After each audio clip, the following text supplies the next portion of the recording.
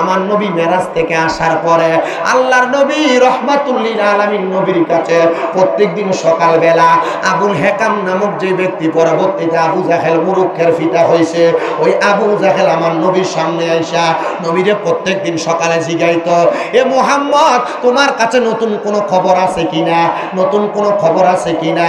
নবী যেদিন মেরাজ থেকে আসছে ওই দিন সকালবেলা আবু জাহেল আইসা আমার নবীরে জিগায়, এ মুহাম্মদ তোমার কাছে নতুন কোনো খবর আসেনি আজকে? উনি বলেন হ্যাঁ আমার কাছে খবর আছে। বলে কি খবর? বলে গতকালকে রাত্রবেলা আমি মসজিদে হারাম থাইকা আমি মসজিদে আকসাতে গিয়েছি, যেই জায়গার দূরত্বটা ওই সময় পায়ে হাইটা 1 মাস লাগতো। মসজিদে আকসা থাইকা আমি নবী আল্লাহ তাআলার নাম ওখানে গেছি, আল্লাহর সঙ্গে আমার দিদার হয়েছে, আল্লাহ তাআলার নিদর্শনগুলো আমি দেখছি। আবু জাহেল ডাক দিয়ে আমি বলবো না তুমি মিথ্যা কথা বলো, তবে যদি তোমার গোত্রের মানুষকে আমি তোমার সামনে আনি তুমি কি এই কথাটা তোমার গোত্রের মানুষের কাছে বলতে পারবা? ডাক দিয়া কয় আনেন না গো, আমি বলতে সমস্যা কি, আমি তাদের কাছে আমার কথাটা বলবো। এবার গোত্রের সব মানুষকে সামনে আই না। আবু জাহেল ডাক দিয়ে কয় তোমরা জিজ্ঞাসা করো মুহাম্মদের কাছে নতুন কি খবর আছে। আমার নবী ডাক দিয়ে কয় নতুন কোনো খবর না, যেটা সত্য সেই কথা তোমাদের কাছে বলতেছে। বলে কি সত্য কথা? বলে গতকালকে রাত্রবেলা আমরা বাইতুল মুকাদ্দাস আমি গমন করেছি। এবার ওই ইহুদিদের মধ্যে ওই বংশের মানুষের মধ্যে অনেকেই ছিল বাইতুল মুকাদ্দাসে গেছে। এবার অনেক ইহুদিরা আমার নবীরে প্রশ্ন করে, মুহাম্মদ সাল্লাল্লাহু আলাইহি ওয়াসাল্লাম আপনি যে বাইতুল মুকাদ্দাসে গেছেন, দেখি আপনি বলেন তো বাইতুল মুকাদ্দাসের দরজা কয়টা, বাইতুল মুকাদ্দাসের জানালা কয়টা? ইহুদিরা নবীরে প্রশ্ন করে, মুহাম্মদ সাল্লাল্লাহু আলাইহি ওয়াসাল্লাম আপনি বলেন না বাইতুল মুকাদ্দাসের দরজা জানালা কয়টা, বাইতুল মুকাদ্দাসের সামনে গাছ আছে কয়টা? আমার নবী রহমতের নবী যেগুলা নবীজির চোখ দ্বারা দেখছে সব কিছু বর্ণনা করতেছে। আমার নবী বলে আমি যখন বর্ণনা করতেছি আমি একটা একটা করে বলতেছি, কিন্তু আমার আল্লাহ তাআলা আমি নবীর সামনে বাইতুল মুকাদ্দাস তারা আমার চোখের সামনে বাসায়া দিয়া রাখছে। আমি নবী দেইকা দেইকা দেইকা দেইকা ওই ইহুদিদেরকে জবাব দিয়া দিছে, এই ইহুদিরা তোমরা যে বিশ্বাস করো না বাইতুল মুকাদ্দাসে কয়টা দরজা কয়টা জানালা, আমি তোমাদেরকে বর্ণনা করতেছি। আরে মনে রাখবা আমি নবী বাইতুল মুকাদ্দাসে যাইয়া অমুক জায়গার মধ্যে একটা আংটার মধ্যে আমার বোরাকটারে বানছিলাম, ওই জায়গাটার কথা বললে একটা ইহুদি ডাক দিয়া কয়, ওয়াল্লাহি আল্লাহর কসম কইরা বলি, আল্লাহর কসম কইরা বলি রে, মুহাম্মদ সাল্লাল্লাহু আলাইহি ওয়াসাল্লামের জবান দিয়া যা বলতেছে আমি বাইতুল মুকাদ্দাসে তাই দেখে আসছি, মানে ওনার কথা সত্য, ওনার কথা সত্য। আবু জাহেল ডাক দিয়া কয়, হাই রে ইহুদিরা তোমরা বুঝি আবার মুহাম্মদের কথা মানলা? আরে মানবে না কেন? আমার আল্লাহ না বলছে ওয়াল্লাযী আরসালা রাসূলাহু বিল হুদা ওয়া দীনিল হাক্কি লিইয়ুযহিরাহু আলা দীনি কুল্লিহি ওয়ালাউ কারিহাল মুশরিকুন। আমার আল্লাহ তাআলার পেয়ারা হাবিব এমনি এমনি আসে নাই, আমার আল্লাহ তাআলার পেয়ারা হাবিব সত্য বাণী নিয়ে হেদায়েতের নূর নিয়ে দুনিয়াতে আগমন করেছে। এই জন্য রাসূল পাকের জবান মুবারকের কথা যখন কোন বান্দারা শুনে এইটা শুইনা শুইনা তাদের ঈমানটা বৃদ্ধি হয়ে যায়, তারা পাগল পারা হইয়া যায়। ওই সময় আবু জাহেলের সামনে অনেক মানুষ আমার নবীর কাছে ইসলাম ধর্ম গ্রহণ করেছে। ওই দিন এখনো পর্যন্ত নবীর 1 নম্বর সাহাবী হযরত আবু বকর সিদ্দিক রাদিয়াল্লাহু তাআলা আনহু আমার নবীজির দরবারে আসেন নাই। আবু জাহেল যাইয়া এবার আবু জাহেল যাইয়া আবু বকর সিদ্দিকের বাড়ির সামনে দাঁড়ায়া ডাক দিয়া কয়, রে আবু বকর তুমি কি আমার একটা কথার জবাব দিবা?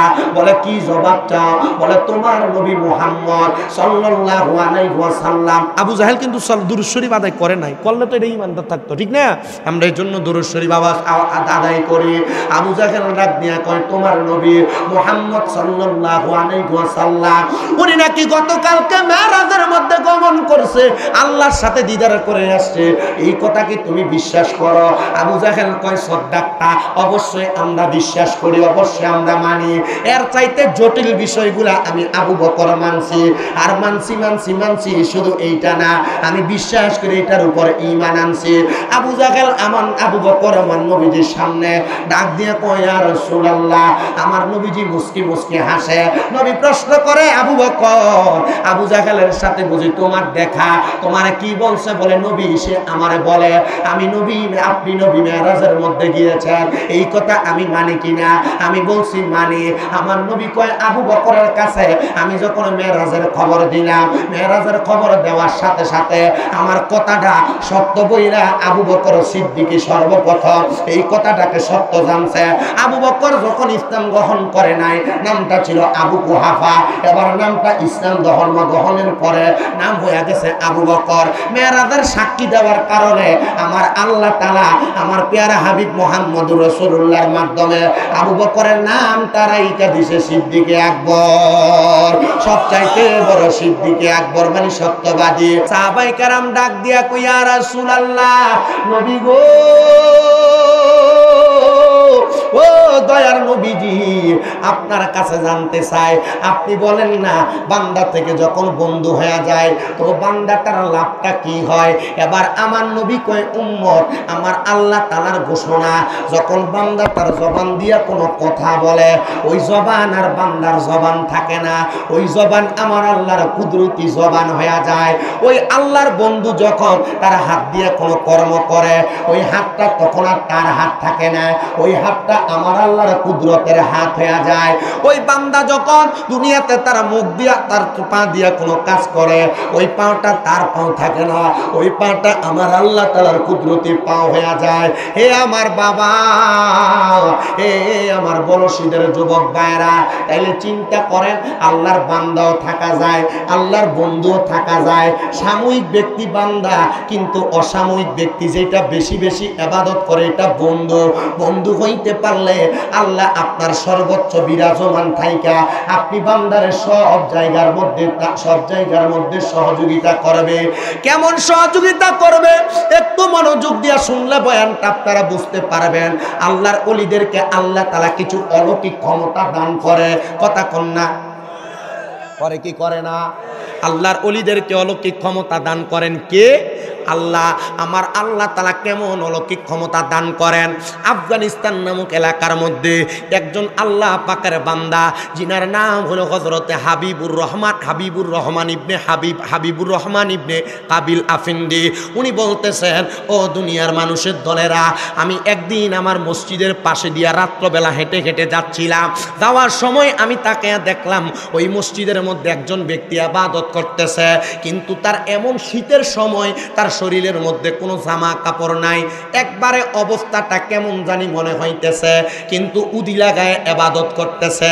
এটা দেখা আমার কাছে একটু সন্দেহ লাগলো। গায়ের মধ্যে জামা কাপড় নাই, কিন্তু মসজিদের মধ্যে ঢুইকা রাত্রবেলা ইবাদত করে, কারণটা কি? আমি তো এটা বুঝতে পারলাম না। আমি মসজিদের সামনে যাইয়া ওনাকে ডাক দিলাম, এগো আল্লাহর বান্দা, আপনি যে কাপড় ছাড়া উলঙ্গ অবস্থায় উদিলা ভাবে আল্লাহর ঘরে প্রবেশ করলেন, কারণটা কি আপনি আমার কাছে বলবেন নি? উনি বলেন, এটার কোনো কারণ নাই, আমি তো আল্লাহর বান্দা, আমার গায়ের মধ্যে কোনো জামা কাপড় নাই, কিন্তু জামা কাপড় যে নাই তুমি শুধু দেখছো, আর কেউ আমারে দেখে নাই। বলে, কেউ দেখে নাই কথা সত্য, কিন্তু আমার আল্লাহ তো আপনারে দেখছে, আপনার জামা কাপড় গুলা কোথায়? তিনি বলেন, আমি নামাজ পড়ার জন্য রাস্তা দিয়ে আমার এলাকা থেকে এই মসজিদের মধ্যে আসতেছিলাম, মাঝখানের এলাকার মধ্যে ডাকাত পড়ে পড়েছে, চোর পড়েছে, পড়ার কারণে মানুষ ওই চোরটাকে খুঁজা পায় নাই। আমার রাস্তার মধ্যে পাইয়া মানুষ আমাকে আঘাত করেছে, আমারে প্রহার করেছে, আমার শরীরের জামা কাপড়গুলা তারা ছিঁড়া ছিঁড়া নিয়ে গেছে। এজন্য আমি আল্লাহর ঘরে জামা কাপড় ছাড়া আসছি। কিন্তু আমি জানি সতর ঢাকা ছাড়া, কাপড় পরা ছাড়া আমার আল্লাহ তাআলার কাছে আসা উত্তম না, আমার আল্লাহ তাআলার কাছে আসা যায় না। কিন্তু আমি এবার আমার মনে একটা আয়াত স্মরণ হয়েছে। কি স্মরণ হয়েছে?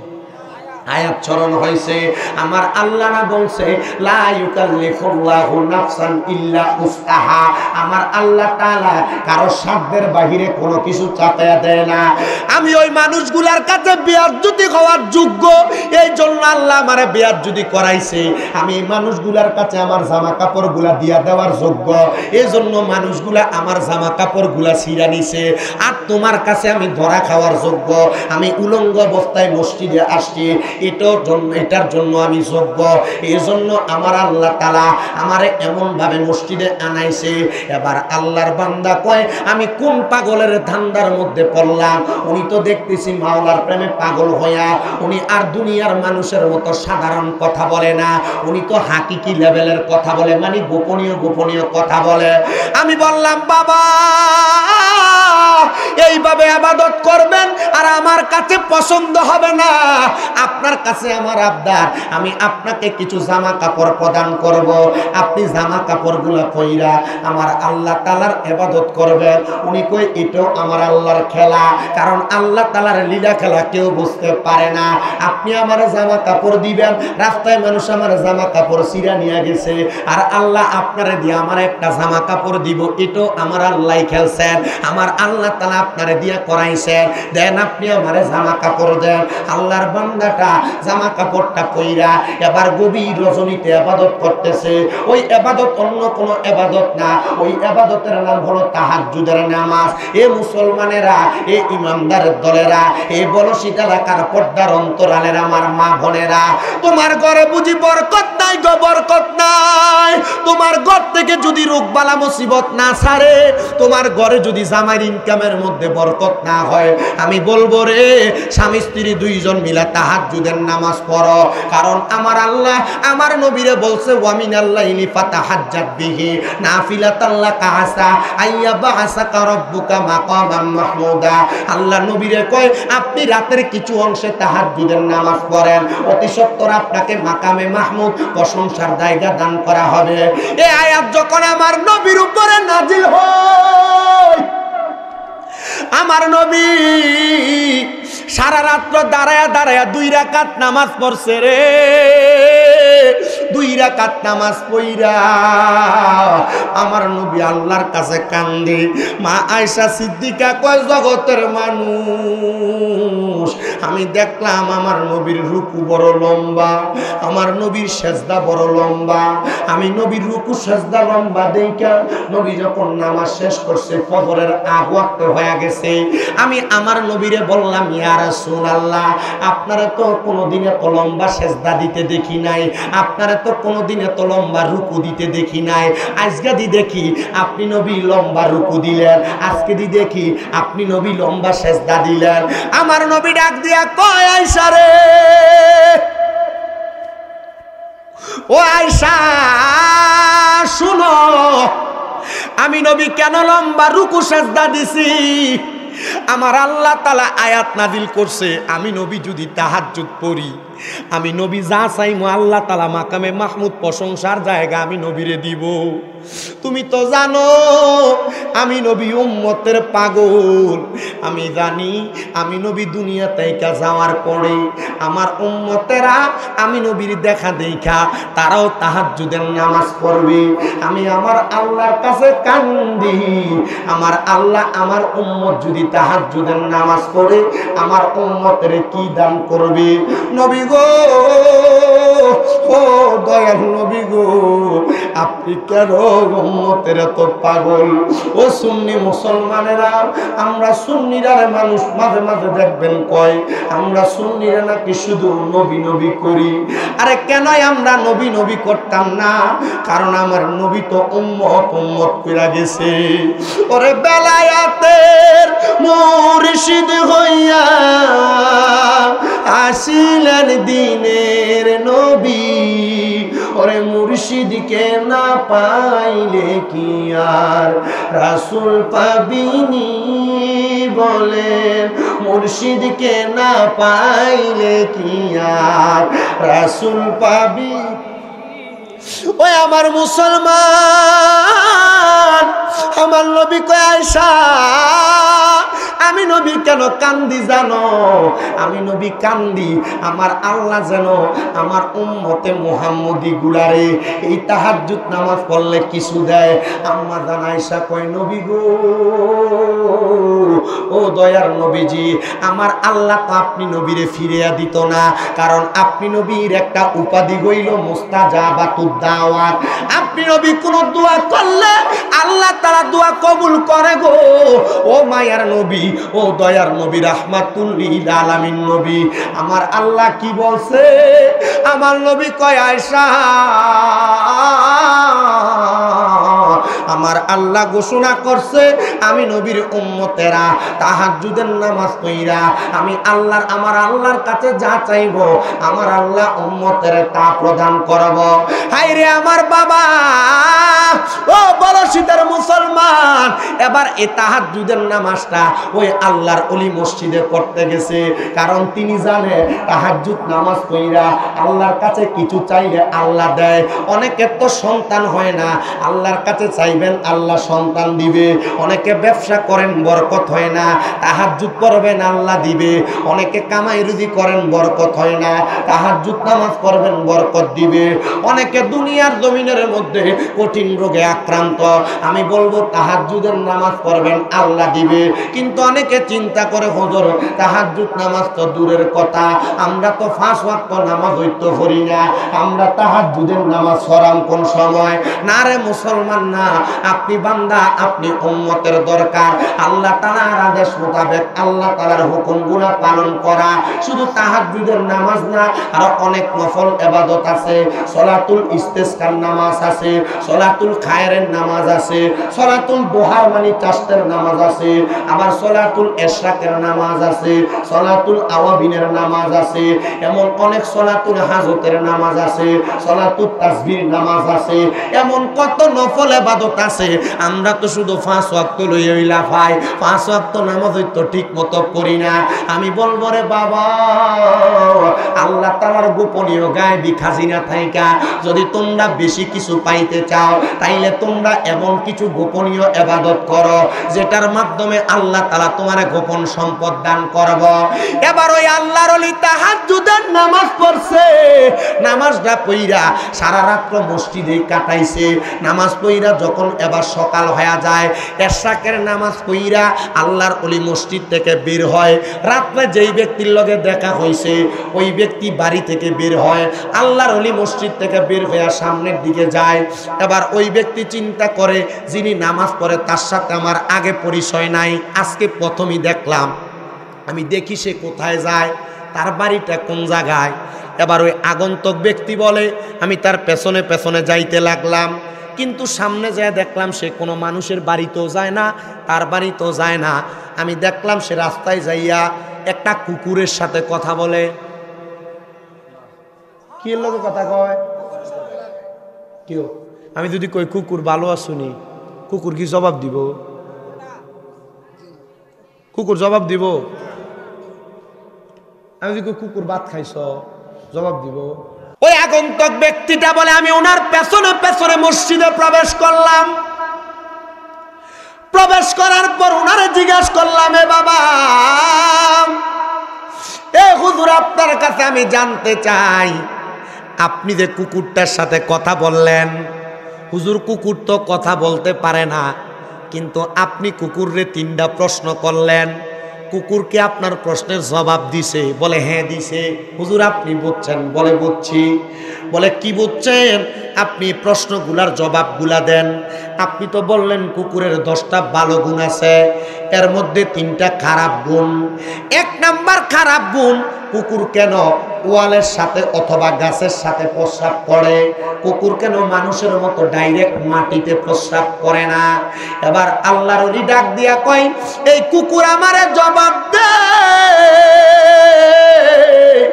তারে জবাব দেয়, বলে তুমি কি জানো শুধু দেশে রাহমাতুল লিল আলামিন মসজিদে শুধু হামারা ये জমিন। জবান খুলে জুড়ে কোন আল্লাহু আকবার।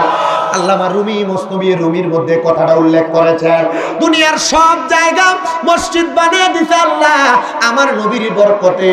এবার কুকুর আমার জবাব দেয়, এ আল্লাহর ওলি আপনি কি জানেন আল্লাহর প্রিয় বান্দারা বড় মায়া কইরা এই মাটির মধ্যে সেজদা দেয়, বড় মুহাব্বত কইরা মাটির মধ্যে সেজদা দেয়। এজন্য আমি কুকুর এই মাটিতে প্রস্রাব করি না, আমি কুকুর গাছের সাথে দেয়ালের সাথে প্রস্রাব করি, যেন আমার প্রস্রাবের কারণে কোনো মুমিন অপবিত্র না হয়। এবার আল্লাহর ওলিরে ডাক দিয়ে কই হুজুর কুকুর 2 নাম্বার কি জবাব দিল? বলে 2 নাম্বার একটা জবাব দিছে। আমি জিজ্ঞাসা করলাম তুমি ফজরের সময় কেন ঘেউ ঘেউ কইয়া কুকুয়া ডাক মারো? কুকুর আমার জবাব দেয়, আমি জানি আমার আল্লাহ গফুর, আমার আল্লাহ রহমান, আমার আল্লাহ রহিম, আমার আল্লাহ সাত্তার, আমার আল্লাহ বান্দারে দয়া করে। আমার আল্লাহ তাআলা রাতের শেষ ভাগে আসমানের একবারে প্রথম অংশে আইসা বান্দাদেরকে ক্ষমা করার জন্য, আল্লাহর গায়বী খাদিনা থেকে দান করার জন্য আমার আল্লাহ বান্দারে ডাকে। আমি যেই মালিকের খাই আমি এই মালিকের সাথে নাফরমানি করি না, এই মালিক তো ঘুমায়, এই মালিক তো আল্লাহ তাআলার ডাক শোনে না। আমি কুকুর ঘেউ ঘেউ কইরা আমার মালিকটারে উঠায়া দেই, আমার মালিক যেন আল্লাহ তাআলা গায়বী খাদিনা থেকে সম্পদ অর্জন করতে পারে আর আমারে খাওয়াইতে পারে। জবান খুলে জোরে জোরে বলেন না সুবহানাল্লাহ। ওরে কেউ বুঝিতে পারে না রে ওলি আল্লাহর খেলা, আরে পীর মুর্শিদের খেলা, আরে জোর করিয়া বুঝতে গেলে তার ঘটে মরণ জ্বালা। কেউ বুঝিতে পারে না রে ওলি আল্লাহর খেলা, আরে পীর মুর্শিদের খেলা। আরে 36 বছরে কারো কেনাগি ফুটে না, আবার 6 মাসেরও কালের দয়া পায় যে 16 আনার দয়াল পায় যে 16 আনা। দয়াল জোর করিয়া দিবে তোরা, জোর করিয়া দিবে তোরে ববের যত প্রেম জ্বালা। কেউ বুঝিতে পারে না রে ওলি আল্লাহর খেলা, আরে পীর মুর্শিদের খেলা। কথা বলেন ঠিক কিনা? এবার ওই আগন্তুক ডাক দিয়ে কয় আল্লাহর ওলি গো, তাহলে 3 নাম্বার প্রশ্নের জবাবটা দেন। কুকুর যে দুনিয়ার জমিনে থাইকা ফকিরকে দেখলে ঘর ঘর করে ডাকে, কুত্তা ফকির দেখলে গেউ গেউ করে ডাকে, আপনি যে প্রশ্ন করলেন কুকুর আপনারে কি জবাব দিছে? বলে কুকুর আমারে জবাব দিছে এই ফকির বেড়া বোঝে না, দুনিয়ার মানুষের কাছে যায় যায় হাত পাতে। এই ফকির জানে না দুনিয়ার মানুষের সম্পদ দেয় আল্লাহ, দুনিয়ার মানুষের দয়া করে আল্লাহ, দুনিয়ার মানুষের সব কিছু দেয় আল্লাহ। ফকির আল্লাহর কাছে না চায় মানুষের কাছে চায়। ফকির কার কাছে চায়? বহুত এলাকাত ফকিরের বিল্ডিংর মাথা না দাও। কুমিল্লা শহরের এক ফকির, তার দৈনিক কামাই 3000। কয় হাজার? কই নাই কথা কই সার না শুনিন হেতের কথা কই। তো তার কামাইলো দৈনিক 3000 2500। আমি তার একদিন দিগাইলাম, এ কি অবস্থা? তার টুপি মাথাতে টুপিটা লইয়া কি অবস্থা? কাকে কিছু খাওয়াও এরপরে কম না, তারে কিছু খাওয়াই। মনটা পকেটে টিয়া ছিল, তারা লইয়া গেছি কুমিল্লা আমানিয়া হোটেলে, কান্দির ফারে আর কি। হোটেলে নিয়ে তারে খানা দিল, কিতা খাইবা? পরোটা খামু, একটা মুরকা খামু, মানে যে মুরকার যে সাফ আর কি, মুরকা খামু, একটু ডাইল খামু, আর একটা সাইড টিয়া দাও দিয়ে আমি তার লগে বইছি। না তার লগে তোর কথা কই, আমার একজন লোক আমি না আছে হেমিয়ার লোক, আমি কথা কমু, তার লগে একটু কথাটা শেষ করি। তারা জিগেলাম, রে তোর কামাই কত সত্যি করে কবি, আর নাহলে দেখবি যে মিশা কথা কইলে তোর কামাইয়ের বরকত কমে যাবে। ভাই অন্য হুজুর মানুষ আপনার লোক মিশা কথা কইলে পরে আসলে যদি বরকত কমে যা, ভাই আমার একটা সর্বনিম্ন কামাই 2500। কত মাসে? কত? 60,000। আর দিয়া 10 70 75 কেন 75। তো টিয়া কই দি? ভাই আমার 2টা অটো আছে না, কয় না দিয়ে 2টা কিতা আছে আর তুই বিলাতি দি 8 টিয়া কো কবা মা জাগা লইছি না আমি কত দূর 5 ঘন্টা খালি তো বাড়িটারি করস না গায়ে থাকস না কা ভিক্ষা করস খা ভাই অভ্যাস হয়ে গেছে গা কি হয়েছে এখন আমার মাঝে মাঝে দেখলে কুমিল্লা কান্দির পারে না পাঞ্জাবিটা টান দিয়ে ধরে পাঞ্জাবি দাম নে এ তো টিয়া লাগবো না তোমার থেকে নন যেত না আমি যে ওয়াজ করি হ্যাঁ আমার এর মোবাইল আছে ফিরে গেছে হ্যাঁ মোবাইল আছে আমি কিন্তু তোমার ওয়াজ শুনি ওয়াজ নজ খ আসেনি মোবাইলে ক আছে দিছি তো লাগাইয়া চিন্তা করি এটা কইলে নিতে আবার দেখা তুমি আমার কথাটা কিনে দেয় কইলে আপনি চিন্তা করে দেখেন স্বভাব যখন খাদ্য যখন খারাপ হয়ে থাকা তখন কিন্তু মানুষ কিন্তু পরিবর্তন ফকির ভিক্ষুকের স্বভাব মানুষের কাছে ছাওয়া আচ্ছা একই 2-3 হাজার টাকা কামাই করার পরে একটা ফানের দোয়ান দিয়ে বইলে পারে না বইতো না এটা স্বভাব হয়ে গেছে গা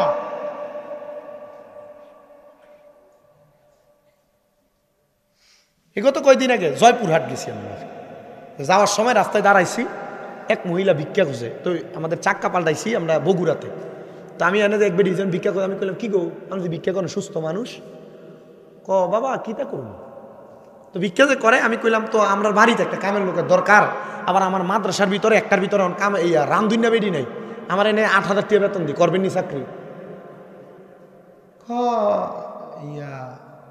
আমার ভাই শ্যান 2টা মাই আছে আমার জামাই নেই দ এরারে নিয়ে খাবার লাগে মাইয়া দিদি সাহেব আমি যদি কাম করি উত্তর রেডি আমার কথা যেটা আপনি যদি আল্লাহর কাছে চাইলে আল্লাহ আপনারা দেয় আপনি তো ফকির মানুষ ভিক্ষা করতে করতে খাইছ খারাপ না কইরা ফকিরের কথা বাদ দিলাম আপনি সাধারণ পাবলিক আপনার কামাই 500 কিন্তু আপনার সংসার চলতেছে না আপনি তাহাজ্জুদের মুসল্লায় আর রাত্রবেলা আল্লাহর কাছে কাঁদেন দেখবেন 1 দিন 2 দিন 3 দিন 1 মাস 2 মাস 3 মাস তাহাজ্জুদের মুসল্লায় যদি খাস নিয়তে হারাম না খাইয়া যদি কাঁদতে পারেন আল্লাহর খাজিনায় অভাব আছে অভাব নাই কিন্তু আমরা চাইতে জানি না উনি বলতেছে কুকুর আমার উত্তর দেয় আমি ফকির দেখলে এই জন্য গেউ গেউ করি এই ফকির জানে না এই ফকির মানুষের কাছে চায় যে আল্লাহ মানুষরে দেয় এই ফকির যদি সেই আল্লাহর কাছে চাইতো তাহলে আমার আল্লাহ তাআলা ফকিরকে দান করত এই জন্য আমি আপনার কাছে জানতে চাইলাম হুজুর আপনি কেমনে এই ক্ষমতা অর্জন করলেন যে কুকুরটার সাথে আপনি বোঝাপড়া করতে পারলেন উনি কয় আমি আল্লাহ তাআলার কিছু বাড়তি ইবাদত কইরা আমি এই ক্ষমতা অর্জন করেছি এই কথা বলার পরে আল্লাহর বান্দাটা ওই জায়গার মধ্যে মাথাটা চক্কর দিয়া পইরা গেছে মাথাটা চক্কর দিয়া পড়ার পরে ওই আল্লাহর বান্দা আস্তে আস্তে কিছুক্ষণ পরে আগন্তুক ব্যক্তি পানি দিয়া তারে হোশ কইরা ডাক দিয়া কয় হুজুর আপনি যে মাথা চক্কর দিয়া পইরা গেলেন কারণটা কি বলবেননি বলে অন্য কোনো কারণ নাই আমি একটা কারণে চক্কর দিয়া পড়ছি বলে কোন কারণে বলে আমি তোমার সাথে যে কথা বলেছি আমার কথাটা একটা মিথ্যা কথা ছিল বলে কেমন মিথ্যা কথা ছিল গো বলে মিথ্যা কথা হইল আমরা ইবাদত কইরা এই ক্ষমতা অর্জন করি নাই বলে কিভাবে আপনি ক্ষমতা অর্জন করছেন বলে আমার মা বাবা দুনিয়াতে যখন বাইচা ছিল আমার আম্মা আব্বা বাইচা থাকা অবস্থায় তারা বড় বৃদ্ধ মানুষ ছিল আমার আব্বা এবং আম্মা জানের বাম হাত এবং পা প্যারালাইজড হয়ে গেছে তারা চলতে পারতো না তারা কোনো কিছু করতে পারতো না আমি আমার মা বাবা মরার আগ পর্যন্ত ওই প্যারালাইজড হওয়ার কারণে আমার মা বাবা বড় মুত্তাকি ছিল আমার মা বাবা বড় নেককার ছিল আমি আমার মা বাপের সামনে নিয়ে আমি তাদের নামাজের সময় নদী থেকে পানি আইনা আমার মা বাবারে ওযু করায়া দিতাম আর আমার আম্মা আব্বা ওযু করত ওযু কইরা দোয়া করত আমার জন্য আমার মা বাবা একদিন আমার সামনে নিয়ে আমার আল্লাহর কাছে দোয়া করছে মনিব আমার যে সন্তান, আমরা ল্যাংড়া মানুষ, আতুর মানুষ, আমাদেরকে কষ্ট করে পানি না উজু করে দেয়, আমার সন্তান তো অন্য কোনো কাজে যায় না। আল্লাহ তুমি আমার সন্তানটারে কবুল কইরা নাও, আমার সন্তানটারে কবুল কইরা নাও। আল্লাহ তুমি আমার সন্তানটারে তোমার বন্ধু বানিয়ে নাও। আমার মা বাবা যে আমার লেগে দোয়া করছে, এই দোয়ার বরকতে আল্লাহ আমারে এই ক্ষমতা দান করছে। আরে আল্লাহর বান্দা, তোমারে যে ক্ষমতা দান করলো, এই ক্ষমতাটা পাইয়া তুমি খুশি হইছো নি? বলে আমি শুধু এই ক্ষমতা পাইছি না, আমি যখন দুনিয়ার জমিনে থাইকা চোখটা বন্ধ করে আমার আল্লাহ তাআলার কাছে কান্নাকাটি করি, আমার আল্লাহ তাআলা আমারে আমার মা বাবার কবরের অবস্থা সম্পর্কে বলে, ও আমার আব্বুজিরা গো, আপনাদের অনেকের মা তো মারা গেছে, আপনাদের অনেকের বাবা তো মারা গেছে। মা বাপ মারা যাওয়ার পরে আম্মা আব্বা কবরে কেমন আছে আপনারা তো জানেন না, আম্মা আব্বা কবরে কেমন আছে আপনারা তো খবর বোঝেন না। আমি বলবো, যদি আম্মা আব্বা কবরে কেমন আছে এই খবরটা আপনি জানতে চান, এই খবরটা আপনি বুঝতে চান, আপনি যদি আম্মা আব্বার কবরের খবরটা জানতে চান, আম্মা আব্বার কবরের খবরটা বুঝতে চান, আপনি আল্লাহ তাআলার কাছে সিজদার মধ্যে পইরা যান, দেখবেন আমার আল্লাহ তাআলা আপনার আম্মা আব্বার কবরের খবরটা জানিয়ে দিবে। হে আমার মুসলমান, এ বলশীদের বাবা, যাদের মা কবরে, যাদের বাবা কবরে, আমার আল্লাহ তাআলা কিন্তু আপনাদের মা বাবার কবরের অবস্থা। এ মুসলমান, এ নবীর উম্মতের দল, আশিক রাসূল ভাই বাবারা, আপনি চাইলে আপনার দোয়া দিয়া আপনার মা বাবার কবরের অবস্থা পরিবর্তন করতে পারবেন। আমরা জানি মানুষের তকদির কোনোদিনই পরিবর্তন হয় না, তবে দোয়ার কারণে মানুষের তকদির পরিবর্তন হয়ে যায়। আপনাদের সবার কাছে বলবো, আপনারা বেশি বেশি করে আম্মা আব্বার জন্য দোয়া করবেন, বংশের মানুষ যারা কবরে তারার লেগে দোয়া করবেন। এই যে 27 তারিখ দিবাগত রাত্রে পবিত্র মেরাজুন নবী, আমার নবী মেরাজে যাওয়ার যে মেরাজে যাওয়ার দিনটা, ওই দিন আপনাদের এলাকার মসজিদের মধ্যে ইবাদত হবে, জিকির আজকার হবে, ওয়াজ মাহফিল হবে। তখন আপনারা আমার আল্লাহ তাআলার কাছে তাদের জন্য একটু খাসভাবে দোয়া করবেন, ওই রাতে কান্নাকাটি করবেন, কারণ মুহাক্কিক আলেমরা তো বলেছে এই রাতের ইবাদতটা 27 বছর ইবাদতের সওয়াব পরিমাণ। তাইলে আল্লাহ তাআলা যদি আমাদেরকে এত সওয়াব প্রদান করে, আমরা সবাই এই দোয়াগুলো করার দরকার আছে না নাই? এ নবীর উম্মতের দল, এ নবীর আশিকের দল, মেরাজের বয়ান না, আমার নবী মেরাজ থেকে আসার পরে আল্লাহর নবী রাহমাতুল লিল আলামিন নবীর কাছে প্রত্যেকদিন সকালবেলা আবুল হেকাম নামক যে ব্যক্তি পরবর্তীতে আবু জাহেল মুরুক্ষের ফিতা হয়েছে, ওই আবু জাহেল আমার নবীর সামনে আইসা নবীরে প্রত্যেকদিন সকালে জিগাইতো, এ মুহাম্মদ, তোমার কাছে নতুন কোনো খবর আছে কিনা, নতুন কোনো খবর আছে কিনা? নবী যেদিন মেরাজ থেকে আসছে ওই দিন সকালবেলা আবু জাহেল আইসা আমার নবীরে জিগায়, এ মুহাম্মদ, তোমার কাছে নতুন কোনো খবর আসেনি আজকে? উনি বলেন, হ্যাঁ আমার কাছে খবর আছে। বলে কি খবর? বলে গতকালকে রাত্রবেলা আমি মসজিদে হারাম থাইকা আমি মসজিদে আকসাতে গিয়েছি, যেই জায়গার দূরত্বটা ওই সময় পায়ে হাইটা 1 মাস লাগতো, মসজিদে আকসা থাইকা আমি নবী আল্লাহ তাআলার নাম ওখানে গেছি, আল্লাহর সঙ্গে আমার দিদার হয়েছে, আল্লাহ তাআলার নিদর্শনগুলা আমি দেখছি।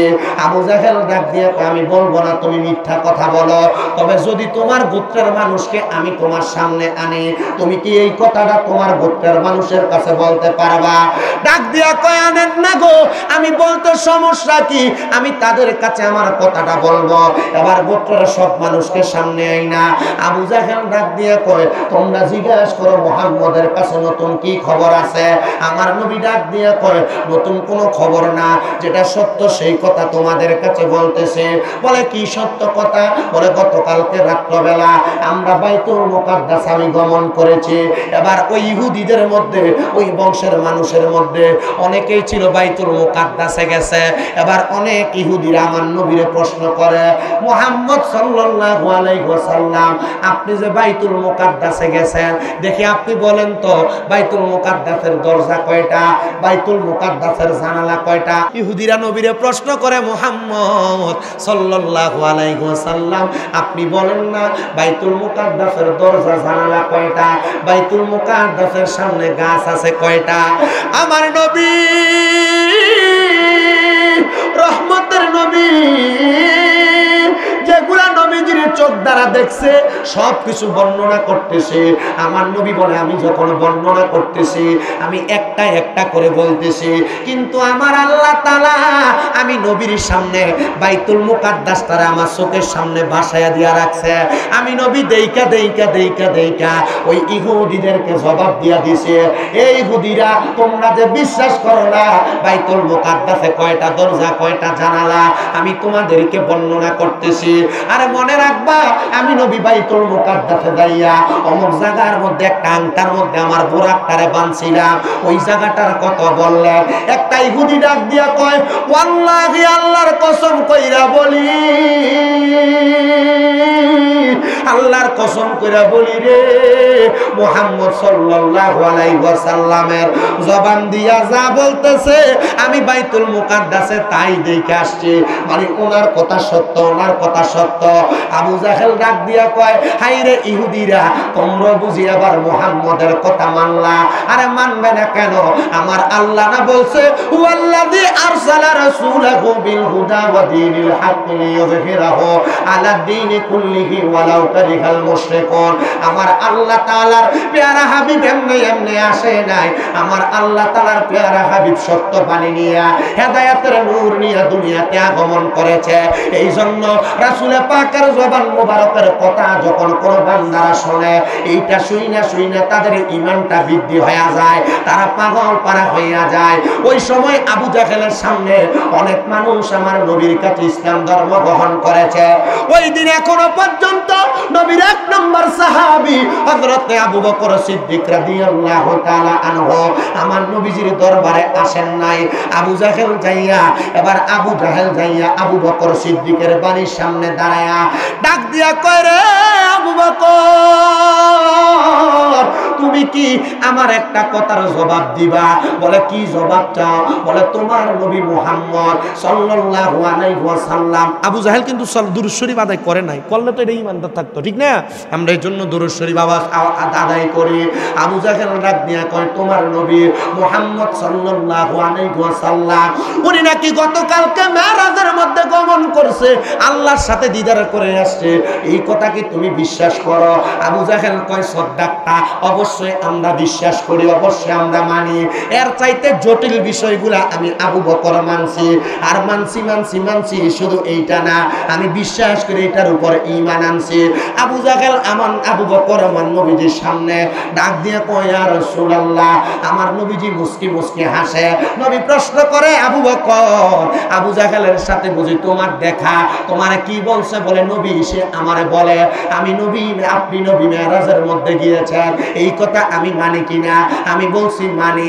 আমার নবী কয়, আবু বকরের কাছে আমি যখন মেরাজের খবর দিলাম, মেরাজের খবর দেওয়ার সাথে সাথে আমার কথাটা সত্য বইলা আবু বকর সিদ্দিকী সর্বপ্রথম এই কথাটাকে সত্য জানছে।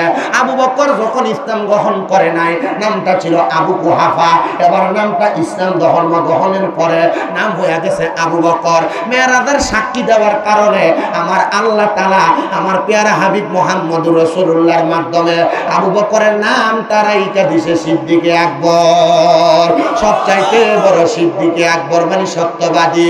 ওরে সিদ্দিকে আকবরের দাবি দেখবি যদি দয়াল নবী, সিদ্দিকে আকবরের দাবি দেখবি যদি দয়াল নবী, জীবনে আর জ্বালা থাকবে না বাবা, থাকবে না। আবু বকর অবশেষে জায়গা পাইল নবীর পাশে, আবু বকর অবশেষে জায়গা পাইল নবীর পাশে, জীবনে আর দুঃখ রইল না বাবা। শোনো না হাদিসে পাকে বর্ণনা, আর যে মদিনায় যাইবে নবীর দিদার পাইবে, যে মদিনায় যাইবে নবীর দিদার পাইবে শাফায়াত করবে শাহে মদিনা বাবা শোনো না হাদিসে পাকে বর্ণনা। আপনারা বলেন মদিনা যাইতে চাই কি চাই না? আসলে মদিনা যাইতে চাইনি। আমি অল্প কিছুদিন, আমার চুল্লি লম্বা ছিল না, অল্প কিছুদিন হয়ে যায় আসছে। আমি যখন মদিনা শরীফের সামনে গেছি, আমি নবীজির সোনালী রওজা মুবারকের জালিটার দিকে তাকাইয়া দেখলাম নবীজির নাম মুবারক, সিদ্দিক আকবর আবু বকর সিদ্দিকের নাম মুবারক, হযরতে ওমর ইবনে খাত্তাব রাদিয়াল্লাহু তাআলার নাম মুবারক। আমি দেখা চুপ হয়ে গেছি, একবারে চুপ হয়ে গেছি। আমি চুপ হয়ে চিন্তা করলাম, ইয়া রাসূলুল্লাহ, তারা কত ভাগ্যবান, তারা আপনি নবীরে ভালোবাসা দুনিয়াতে আপনার সঙ্গী ছিল, আবার তারা আপনি নবীরে মহাব্বত কইরা দুনিয়া থেকে বিদায় হওয়ার পর আখেরাতে আপনার সঙ্গী হয়েছে নবী। হ্যাঁ, আমি যদি মারা যাই আপনি নবীরে আমি মরার পরে পাবো কিনা জানি না। নবী গো, আমার মনে বড় একটা শখ ছিল, আমি জীবনে একবার হইলেও মরণের আগে আপনার রওজার সামনে আসবো। ইয়া রাসূলুল্লাহ, আমি আপনার রওজার সামনে আসছি। 7 দিন একটানা নবীজি রওজার সামনে দাঁড়ায় দাঁড়ায়া নবীজিরে 5 ওয়াক্ত নামাজের পরে সালাম দিছি। যেদিন লাস্ট মদিনা শরীফ থেকে আমি মক্কায় যাবো, আমি মদিনা শরীফের সামনে যেয়ে নবীজি রওজায় সালাম দিয়ার কই, ইয়া রাসূলুল্লাহ, আমার তো শখ ছিল মদিনা শরীফ আসমু, এত তাড়াতাড়ি যে আল্লাহ কবুল করব আমি বুঝছি না। আল্লাহ আমার কবুল করছি। ইয়া রাসূলুল্লাহ, আপনার রওজার সামনে আসছি নবী, এখন আমার মনে আরেকটা শখ জাগছে গো, আমার মনে একটা শখ হইছে, আপনি নবী রওজাটা দেখে এত সুন্দর লাগছে, আমার মনে এখন চিন্তা হইতেছে আপনি নবী জানি দেখতে কত সুন্দর। নবী, আমার মরণের আগে আপনি নবীর একবার দিদার আমার দিয়েন, আপনি নবীর চেহারাটা যেন মরার আগে একবার দেখে মরতে পারি। আমি এটা কইছি না শুধু, আমি কইছি ইয়া রাসূলুল্লাহ, ও মায়ার নবী, আপনি নবী রওজা মুবারক দেখছি, শান্তি পাইছি। বাংলাদেশে যে ওয়াজ করতে যাই, কত মানুষকে নিয়ে ওয়াজের মাঠে আপনি নবীর গজল গায়, আপনি নবীর শান গায়, আপনি নবীর দুরূদ পড়ি, কিন্তু তারা মক্কা মদিনা আসতে চায়। ইয়া রাসূলুল্লাহ, তারা আপনি একবার মক্কা মদিনা আইনেন, কারণ বাংলাদেশের বলশীদের মসজিদে নামাজ পড়লে 1 ওয়াক্ত পড়লে 1 ওয়াক্তের সওয়াব পাইবেন, কিন্তু মদিনার মসজিদে নববীতে 1 ওয়াক্ত নামাজ পড়লে 50,000 রাকাতের সওয়াব পাইবেন। নবী গো, মক্কা শরীফের কালো গিলাফের দিকে তাকায় তাকে 1 ওয়াক্ত নামাজ পড়লে 1 লক্ষ ওয়াক্তের সওয়াব পাওয়া যায়। নবী গো, জীবনে কোন দিন 1 লক্ষ ওয়াক্ত নামাজ পড়লাম, আপনি তারার একটু কবুল কইরা মক্কা মদিনা আইনেন। আব্বা, টাকা পয়সা আছে 2-3 লাখ টাকা এক লগে হইলে খেতে দিয়া জাগা জমি কিনে রাখা দেন, টাকা পয়সা এক লগে হইলে আপনি ব্যাংক কিনে রাখা দেন। আল্লাহর কসম কইরা কই, আপনি মারা যাওয়ার পরে আপনার সন্তান, আত্মীয় স্বজন এই জায়গাগুলা, এই সম্পদগুলা তার মতো করে ব্যবহার করব। আমি মক্কার সামনে যাই দেখছি এক বুড়া বেড়া খুব কষ্ট করে মক্কার দিকে ঢুকতেছে, কিন্তু আমি দেখছি বুড়া মানুষ মক্কায় ঢুকার পর আমি 1 চক্কর দিয়ে তাওয়াব দিয়ে আসছি, আমি আইয়া দেখি রুকনে ইয়ামিনীটার সামনে বুড়াটা আমার পেছন দিয়ে দৌড়ে দৌড়ে আইতাছে। আমি কইলাম, কিরে, এবার রাতে না লাঠিয়ে ছিল, এটা দৌড়ে দৌড়ে আইতাছে, লাঠি কই? তখন আমি চিন্তা করলাম, না, মক্কার সামনে আওনে এখন আর লাঠিটা লাগতেছে না, ইমানের জোর আল্লাহ সত্যি বাড়াই দিছে। ভাই, কক্সবাজার ট্যুর দেওয়ানের লেগে পোলা পানি 15-10,000 টাকা 20,000 টাকা বাজেট করে। আমি আপনার কাছে কমু, আপনি টাকাটা মক্কা মদিনা যাইবার লেগে বাজেট করেন। কি শান্তির জায়গা, কি মজার জায়গা। আমি আসার পরে আর মনে শান্তি নেই।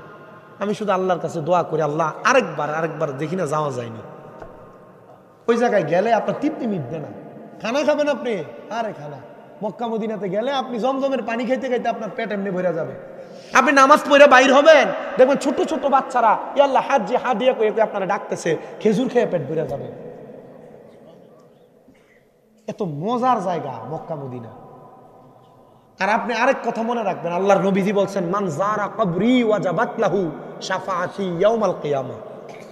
যে ব্যক্তি আমি নবীর রওজা মুবারক জিয়ারত করলো, তার জন্য সুপারিশ করা আমি নবীর জন্য অত্যাবশ্যক, আমি নবীর জন্য ওয়াজিব।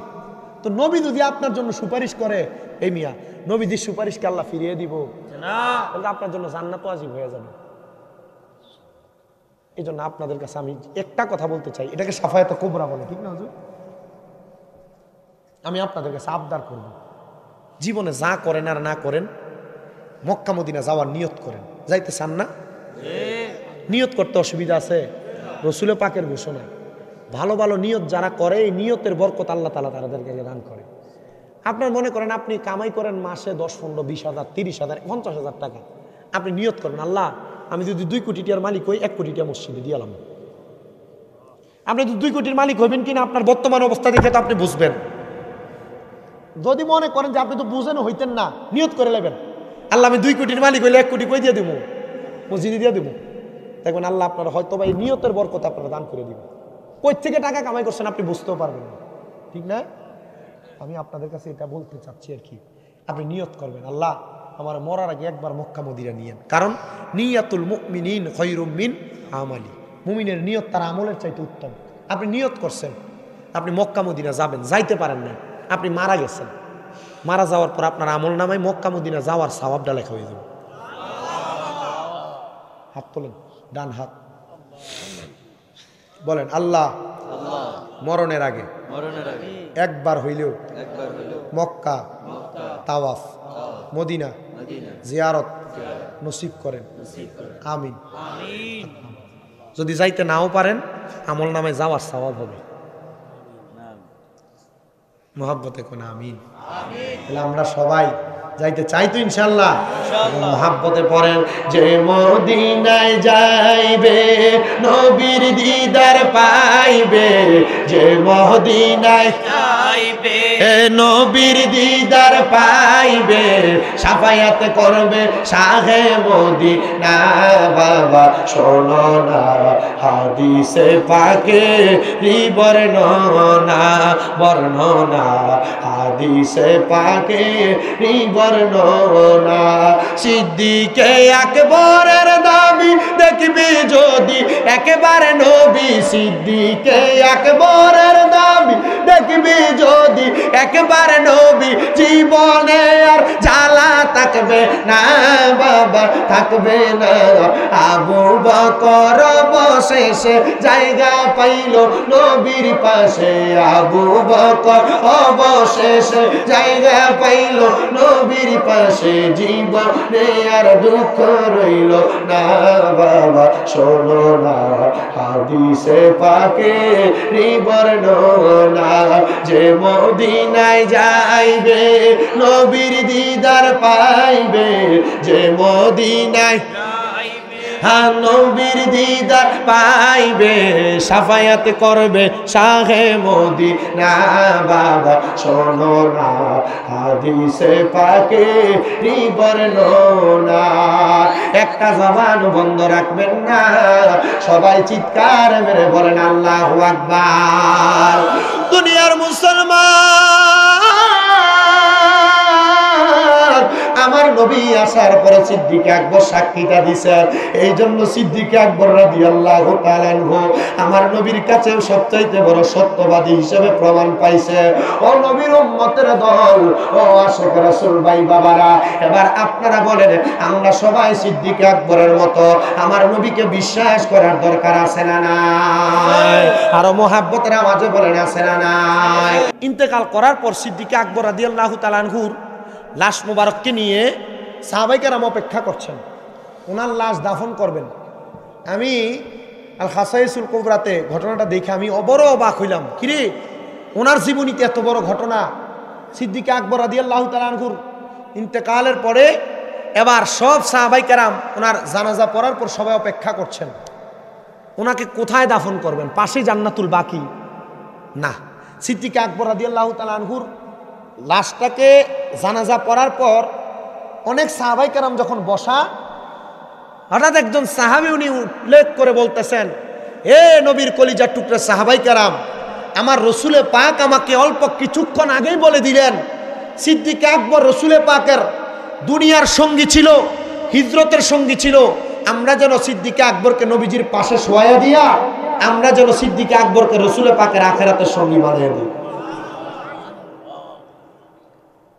আচ্ছা বাবা, সিদ্দিক আকবর রাদিয়াল্লাহু তাআলা আনহু, আবু বকর সিদ্দিক রাদিয়াল্লাহু তাআলা আনহু যদি নবীজির মেরাজের সাক্ষী দিয়া, নবীজির সাথে হিজরতের সাথী হইয়া, নবীজির দুনিয়ার জীবনের সাথী হইয়া উনি যদি ইন্তেকালের পর নবীর পাশে জায়গা পায়, আমরা নবীর পাশে জায়গা পাবো কিনা এটা বলতে পারি না, জান্নাতুল বাকিতে জায়গা পাবো কিনা এটা বলতে পারি না। তবে আমরা যারা সুন্নি মুসলমান আমরা দাবি করি, আমরা এতটুকু বিশ্বাস রাখি যে হুজুর আমরা ইন্তেকাল করার পর, আমরা ইন্তেকালের আগে সাখরাতুল মাউতের বিছানায় আমরা নবীজির দিদার চাই, ঠিক কিনা? নবীজির দিদার চাই কি চাই না? আব্বা তো নবীজির দিদার চান, আপনি নামাজ পড়েন না, লাভ হইব? নবীজির দিদার চান, আপনি নামাজ পড়েন না, কোনো লাভ আছে? নবীজির দিদার চান, আপনি দুনিয়ার জমিনের ভিতরে যত বদ কাজ আপনার দিয়ে হয়, আপনি পাইবেন নবীর দিদার? নবীজির দিদার চান, আপনি আপনার ভাই ভাতিজার জমি দখল করে খান, ভাই ভাতিজার সম্পদ বুঝিয়ে দেন না, লাভ হইব? নবীজির দিদার চান, মৌতের পরে আপনি নবীজির সুপারিশ চান, কিন্তু আপনি খান সুদ, আপনি খান ঘুষ, আপনি খান পরের হক মাইরা। আপনারা কোন এমন লোক আছে না নাই? মসজিদ ইমাম সাহেবের ফ্যাশনে একবার আগ কাতারে যায় নামাজ পড়ে, সুদের টিয়া খায়, আসেনি? আবার বিভিন্ন জায়গার ভিতরে এই সুদখুট্টিরে ধরে নিয়ে মসজিদের সভাপতি বানায়, এই ঘুষখুট্টিরে ধরে নিয়ে মসজিদের সেক্রেটারি বানায়, এই সুদখুর ঘুষখুট্টিরে ধরে নিয়ে এলাকার মাতাব্বর বানায়। বানায়নি? মাতেন না, বানায়নি? দোয়ানে বয়ে বয়ে দেখবেন এই সুদখুর আর ঘুষখুট্টি লম্বা লম্বা কথা কয়, লিখছে সারে কথা কন না কেন? হ্যাঁ, কিন্তু এগুলার কথা আপনি বলতেছেন না, আপনি এরা ডরে দেখলে সালাম দেন, সালাম আলাইকুম, কিন্তু যাওয়ানোর পরে তারপরে খোদার গজব পুরো হয়নি। এটা কিন্তু আল্লাহ রাসূল সাল্লাল্লাহু আলাইহি ওয়াসাল্লামের, আমি গত জুমার আগের জুমা একটা হাদিস শরীফ পড়ছি, তিরমিজি শরীফ আসুনান 2211 নম্বর হাদিস। আমি পড়ে দেখছি যে রাসূল সাল্লাল্লাহু আলাইহি ওয়াসাল্লাম এই যে আমরা আযাব গজব, বিভিন্ন নতুন নতুন রোগ, বিভিন্ন ঠাড়া পড়া অথবা এই যে ভূমিকম্প, বড় বড় আযাব আসতেছে আপনার কাছে, এটি কেন আসে? আমি পরে দেখলাম রাসূল সাল্লাল্লাহু আলাইহি ওয়াসাল্লাম হযরত আলী ইবনে আবি তালিব রাদিয়াল্লাহু তাআলা আনহুর মাধ্যমে হাদিস বর্ণনা করছেন যে রাসূল বলেছে, যখন দেখবা আমার উম্মতের মাঝে 15টা কাজ হইতেছে, তখন মনে করবা তোমাদেরকে আযাব গজব চারিদিক থেকে আঁকড়ে ধরতেছে, চারিদিক থেকে আযাব গজব পাকড়াও করতেছে। এর মধ্যে একটা হইল যে সমাজে মানুষ যাদেরকে এই যে সমাজের এই যে মসজিদের সর্দার মাতাব্বর বানাইবো, এটি একবার নিকৃষ্ট মানুষকে ধরে ধরে বানাইবো। 2 নাম্বার আরেকটা যেটা দেখছি, এটা হইল মানুষের অনিষ্ঠতা থেকে বাঁচার জন্য মানুষ তারা সালাম দিব, সম্মান করব। ওই যেটা কইছি, সামনে এলে আসসালামু আলাইকুম, পিছন দিয়ে গেলে তার উপর গজব দেয়। এটা অনিষ্ঠতা থেকে বাঁচার জন্য কি করব? সালাম দিব, সম্মান করব। প্রথম যেটা রাসূল সাল্লাল্লাহু আলাইহি ওয়াসাল্লাম বলছেন, গনিমতের মাল নিজের সম্পদ মনে করবে, গনিমতের মাল নিজের সম্পদ মনে করবে। 2 নাম্বার আমানত, আপনার কাছে কেউ 1000 টাকা রাখলো নোট, আপনার কাছে পরে চাওয়ার পর আপনি দিলেন 2টা 500 টাকার নোট, অথবা আমানত রাখলো, আপনি নিজের মনে করে এটা খরচ করে ফেললেন। আর এমন অনেক মসজিদের সেক্রেটারি আর ক্যাশিয়ার আছে, টাকা যেমনে বাড়িতে নেই এমনি আবার এনে ফেরত দেয়, কিন্তু আমরা তারা বহুত জায়গায় বাজার করে খাইলা না। এটা তো আলহামদুলিল্লাহ আপনারা শুক্রিয়া, নাই তো আপনারা মসজিদের কথা কই না। আমার কাছে গত কয় তারিখ সাল্লাল্লাহু আলাইহি ওয়া রাসূলুল্লাহ সাল্লাল্লাহু আলাইহি কোথা ইয়ার দিকে এক মাহফিলে সিলেটের দিকে যাওয়ানে আমার কাছে 3-4 জন মসজিদের হুজুর মুয়াজ্জিন যে হ্যাঁ বিচার দেয়, হুজুর এরা মসজিদে মাহফিল করাই তো চানা, হুজুরের না মিলাদ মাহফিল করবো, এরা চায় না, কালেকশন করাইয়া কালেকশনের টিয়া মানুষের দিত চানা, কালেকশন করে অমুককে 5000 লেখাইছে, মসজিদের সভাপতি লো এলা একজনেতে 5000, সেক্রেটারি 5000 খুঁজলে কমা অমুক রান্না দিয়ে দিছি, এবার জিঙ্গেলে কাই তো জানি না। হুজুর মসজিদের মাইকটি পাল্টাই তো চানা, তার কাছে টাকা আছে।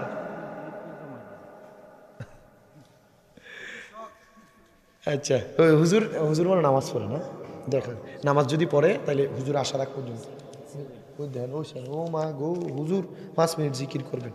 আচ্ছা, আমি এডি কইরা এই জিকির তো এটা আল্লাহর ডাক, কিন্তু এই জিকির করলেও কিন্তু দেখেন না আপনারে বন্ড কইব, এটা কইব হেটা কইব, কয় না? আপনি কয় যে আমি প্রথম দিয়ে জিকির করছি, জিকিরের ভিতরে এমন কোনো বাক্য ব্যবহার করছি? আল্লাহ রাসূলের সম্মান। আল্লাহ তাআলা আমাদেরকে সহি সমঝ দান করুক। তো এবার আমার কাছে মুয়াজ্জিন বিচার দেন, হুজুর এই মসজিদে যে মাইকটি হুজুর কুদুর ফালরা না, এটি যে আজান দিলে আমি আল্লাহু আকবার করি, এটার ভিতরে শোনা যা হুজুর মাইকটি কুদুর ফালরা না। আমি বললাম তো হুজুর তারা এমনি চলতেছে, এই সভাপতিও নামাজ পড়ে না, সেক্রেটারিও নামাজ পড়ে না, হুজুর এরা শুধু কোনো রকম তওবা করে চলে। আমি বললাম তো কিতা করতাম, হুজুর একটু মাহফিলে কইয়া দিয়ে যায়। আমি আবার কিয়ামতের আলামতের ওয়াজ করতে যাইয়া আল্লাহ রহমতুল্লাহ হাতার খাদ্য যা আছে সব তুলে ধরছি না, মনে আমার এই সেক্রেটারি হুজুর আপনার কি কেউ কইয়া দিছে ওয়াজ করতে? আমি কই কেউ কইছে না কইছে জানি না, ওয়াজ ভালো হয়েছিল হুজুর, রাজ্যের ওয়াজটা ফাটাফাটি হয়েছে। কয় কেটা সেক্রেটারি ওই মুয়াজ্জিনে হাসি দিয়া মুখ ধরে লেছে, মুয়াজ্জিনে হাসি দিয়া মুখ ধরে লেছে। আমার কত হইলো আমানত যার কাছে খেয়ানত হয় এ সেক্রেটারি বুকির লিখে মিয়া কথা কই না এক এসিরা কেমনে এ টাকা মেরে খায়। আল্লাহ রসুল বলছেন যে আমানতকে নিজের সম্পদ মনে করবে। 3 নাম্বার, যখন দেখবা স্বামী স্ত্রীর বাধ্য, ঘরের ভিতরে বউয়ে সর্দারি করে, জামাই কিছু কইলে হয় না, জামাই কোনো কথা কইছে বউ দেখবেন চুপ করে, তুমি চুপ থাও আমি কইতেছি করবা, তোমাদেরকে আযাব গজব চারিদিক থেকে বাক্রহ করতেছে। 4 নাম্বার, সন্তান মায়ের অবাধ্য থাকবে, মায়ের। 5 নাম্বার, সন্তান তার বাবার অবাধ্য হবে। 6 নাম্বার, শুধু অবাধ্য হবে না, সন্তান তার মা বাবার চাইতে বন্ধু বান্ধবকে বেশি সম্মান করবে, মা বাবার চাইতে বন্ধু বান্ধবকে বেশি সম্মান করবে। এটা যখন দেখবা তোমাদেরকে আযাব গজব পাকড়াও করবে। আর 2টা তো বললাম, 7 এবং 8 তো 2টা বললাম।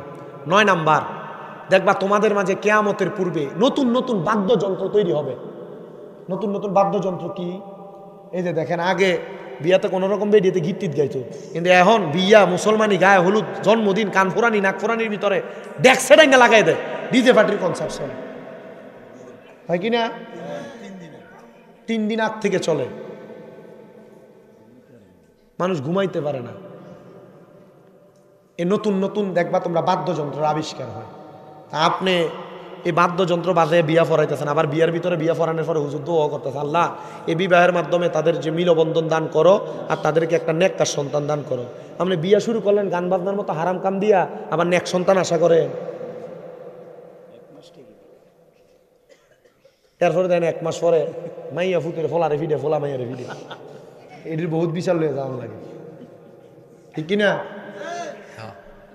11 নম্বর, দেখবা তোমরা মহিলা শিল্পীর প্রলোভন বেড়ে যাবে। মহিলা শিল্পী, মহিলারা গান গাইবে, প্রচুর পরিমাণ মহিলারা গান গাইবে, এটা অ্যাভেলেবেল বাড়ছে। আমরা এই সাইডে তো কম, ওই যে উত্তর সাইডে দেখবেন পিছন দিয়া লেহে উরুস মোবারক বেরিয়ে তেন গান করে কি করে না? এই যে বাউল গানগুলা গায়, মায়ে ফেরে এনে বাউল গান করা, নিচে দিয়ে পিছন দিয়া নাম দেয় উরুস মোবারক, উরুস মোবারক নাম দিয়ে বাউল গান করে। এবং মহিলা শিল্পী বেড়াই তোলেও এটা জমে না বলে। আমি যখন প্রথম 17 সাল থেকে মাহফিল করি, আমি কিছু কিছু মাহফিলে গেছি, পরে আমি যে দেখতাম মাহফিল শেষ নামার পরে হুজুর কালকে জমবো, আজকে জমছে না, ওয়াজ করার পরে কইতো কালকে জমবো মানি, পরে কইতো হুজুর কালকে এনে গান। আমি বললাম আরে, পরে আমি সারছি এই মাহফিল মোটামুটি 4-5 বছর সারা। পরে আমার এই বছর একজনে কল দিচ্ছে, হুজুর আপনি তো কয়ে গেছেন যে বাউল গান যারা করে এটা হারাম কাজ, এটা নিষিদ্ধ কাজ, এখন থেকে হুজুর আর আমরা এই নিষিদ্ধ কাজ করতাম না, হুজুর আমরা মাহফিলটা রাখেন না। তলে তলে খবর লিয়ে দিই না, তারা আমার কাছে এটা হাইড করবো, লুকিয়ে রাখবো, পরে ঠিকই পরের দিন তারা গান করবে। আমি বলছি ভাই সাহেব তোমার মাহফিল রাখুন যেত না। আর সর্বশেষ যেইটা কারণ, সর্বশেষ কারণ হইল উম্মতের মধ্যে এমন লোক আগমন করবে যারা তাদের পূর্ববর্তী আলেমদেরকে তুহমত দিব, তুহমত। দেখেন এখন এমন একটা জামান আসছে, নতুন নতুন হুজুর বাইরেছে, নতুন যারা আইয়া এমন ফতুয়া দিতেছে আর বলতেছে আগে যে হুজুরা কয়ে গেছে এরা বইলা গেছে, এদের মতো কথা, বাপদাদার ফতুয়া চলবে না, বাপদাদা ভুল করে গেছে এমন ফতুয়া দিবে। এটা রাসূল পাক সাল্লাল্লাহু আলাইহি ওয়াসাল্লামের কথা যে 15টা কাজ যখন দেখবা উম্মতের মাঝে সংগঠিত হয়েছে, তখনই মনে করবা তোমাদেরকে আযাব আর গজব। এটা করোনা ভাইরাস, এটা তো আমরা ধরেন আমার জন্ম, আমার এখন বয়স 26-এ পড়লো, আমি এই গত 2 বছর 3 বছর আগে করোনা হয়েছে, এর আগের 20 বছরে তো করোনা ভাইরাসের নাম শুনি না, শুনছি নতুন নতুন এর মধ্যে অনেক ভাইরাস আগমন করছে। এ নতুন নতুন রোগ কেন হইতেছে, এ বড় বড় ভূমিকম্প কেন হইতেছে? এগুলো হওয়ার কারণ হলো আল্লাহ তাআলা এই আযাব গজব দিয়ে আমাদেরকে পরীক্ষা করতেছে। আল্লাহ আমাদেরকে এই আযাব গজবগুলা থেকে হেফাজত করুন, পড়ে না আমিন। মুহাব্বতের আওয়াজে পড়ে না আমিন, মুহাব্বতে পড়ি আলহামদুলিল্লাহ। সর্বশেষ আরেকটা হাদিসে মুবারক আপনাদেরকে শোনাই। নবীজির কলিজার টুকরা সাহাবী যিনার নাম হযরতে আনাস ইবনে মালিক রাদিয়াল্লাহু তাআলা আনহু, যিনার উপাধি ছিল খাদেমুর রাসূল। নবীজি একদিন খাদেমুর রাসূল আনাস ইবনে মালিক রাদিয়াল্লাহু তাআলা আনহুকে নিয়ে উনি বের হইছেন মদিনাতুল মুনাওয়ারা থেকে। বের হওয়ার সময় রাসূল পাক সাল্লাল্লাহু আলাইহি সাল্লাম আনাস ইবনে মালিককে বলছেন, আনাস আমি নবী যা দেখতে পাচ্ছি তুমি কি তা দেখতে পাচ্ছ? আনাস রাদিয়াল্লাহু তাআলা আনহু বলে, ইয়া রাসূলুল্লাহ আপনি কি দেখতে পাচ্ছেন? নবীজি বলছেন, আমি দেখতে পাচ্ছি ওই যে দেখো দূরে অনেকেই একসাথে আল্লাহর কাছে দোয়া করছেন। ইয়া রাসূলুল্লাহ, দেখতে পাচ্ছি। বলে, আমি দেখতেছি তারা যখন দোয়া করতেছে তাদের প্রত্যেকের হাতের উপরে এক একটা নূর চমকাইতেছে। কি চমকাইতেছে? নূর চমকাইতেছে। এটা বলার মূল কারণ হইল, এই যে শবে মেরাজের রাতে বহুত মসজিদের ভিতরে তালা ঝুলে, এরা এই রাত্রে ইবাদত করাকে বেদাত মনে করে বা এই রাতে ইবাদত করতে চায় না। এটা বলার মূল কারণটা, একসাথে হইয়া যে দোয়া করলে আল্লাহ কবুল করে। আনাস রাদিয়াল্লাহু তাআলা আনহু নবীজিকে বলছেন, ইয়া রাসূলুল্লাহ, আপনি দোয়া করেন, আমিও যেন এই নূর দেখতে পাই। রাসূল দোয়া করলেন। আনাস রাদিয়াল্লাহু তাআলা আনহু বলেন, আমি তাকাইলাম তাদের দিকে, আমি দেখলাম তাদের হাতের মধ্যে নূর দেখা যাচ্ছে। আনাস ইবনে মালিক রাদিয়াল্লাহু তাআলা আনহু বলেন, আমার নবী আমাকে সাথে সাথে বললেন, আনাস তাড়াতাড়ি চলো, আমরা তাদের সঙ্গে দোয়াতে অংশীদার হব। আমার নবী আনাস ইবনে মালিক রাদিয়াল্লাহু তাআলা আনহুকে নিয়ে দোয়ার মধ্যে অংশীদার। নবীজি সাল্লাল্লাহু আলাইহি সাল্লাম নাকি ওই সাহাবায়ে কেরাম তারা যে দোয়া করতেছে আমার নবী সেই দোয়া করতেছে, আমার নবী তাদের সাথে আমিন আমিন বলতেছেন। এই যে আমরা দোয়া করার সময় আমিন বলি, আমার নবীও ঠিক এমন ভাবে আমিন বলতেছে। আনাস রাদিয়াল্লাহু তাআলা আনহু বলতেছেন, ওই জায়গার মধ্যে তারা দোয়া করতেছিল, তাদের এলাকার মধ্যে বৃষ্টি বর্ষণ হয় না। এই জায়গার মধ্যে যখন তারা দোয়া করেছেন, তাদের এলাকার মধ্যে বৃষ্টি বর্ষণ হয় না, ফসল ফলাদি হচ্ছে না। আমার নবী তাদের সাথে দোয়া করে মসজিদের নববীতের মধ্যে প্রবেশ করতে দেরি, আর আমার আল্লাহ তাআলা একটানা 7 দিন তাদেরকে বৃষ্টি প্রদান করেছেন। জোরে বলেন সুবহানাল্লাহ। আল্লাহ যেন আমাদেরকে এমন দোয়া করে করে দোয়া অর্জন করার তৌফিক দান করে, দোয়া করে করে আল্লাহর কাছ থেকে, আল্লাহর গায়েবী খাজিনা থেকে আমাদের যত দয়া অর্জন করার তৌফিক দান করুন, করেন আমিন।